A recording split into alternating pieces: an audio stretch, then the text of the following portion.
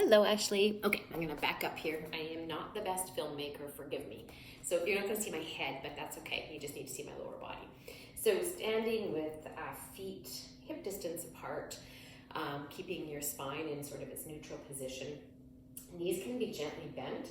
You wanna think about your pelvis as a bowl that we're tipping. So you're going to stick your hip or your sit bones, these guys, way back. Keep your spine straight. I like to keep my hands gently sliding down my thighs. Now I'm already feeling a stretch. You have much more flexibility than I do, so you might get lower.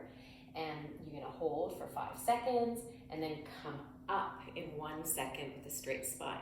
So knees bend, 5, 4, 3, 2, 1. You get to your position, hold your position, 5, 4, 3, 2, 1, up in 1.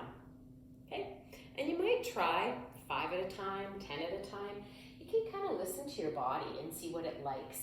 I recovered from a hamstring tear doing these. My body loved them, so I would do 70 a day at that point because there was some science at the time that emerged about good for hamstring strain. But one of my favorites for low back people, but also because you're having that sensation of tightness in your hamstring. So that's called the eccentric loading of the hamstrings. I won't test you on that. Just think of it as a nice strength to your hamstrings and a good strengthening for your spine because it's going to help us to garden. Okay, so that's your homework other than cat-cow in as many different positions. Seated, on hands and knees. And on hands and knees, I would ask you to even try, just forgive me because I can't put my right wrist down, so you're going to pretend my wrist is down.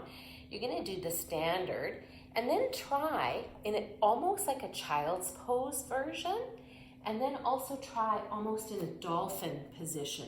It really just changes things up. Now, don't go to those until, maybe the end of next week, but because it's going to be 2 weeks till we see you, you can progress a little bit by playing with that positioning against the counter, as we talked about, in standing, in full-on standing, and in seated. In standing, cat-cows don't look like much. They look a little bit like slouching and then arching is sort of the least, but it gets different parts of the spine moving. So remember, the inhale is for when we're extending. The exhale is for when we're rounding. Inhale grows us. Exhale surrenders us. Inhale, we're the big bad wolf. Exhaling, we're blowing down the house. All right, see you soon.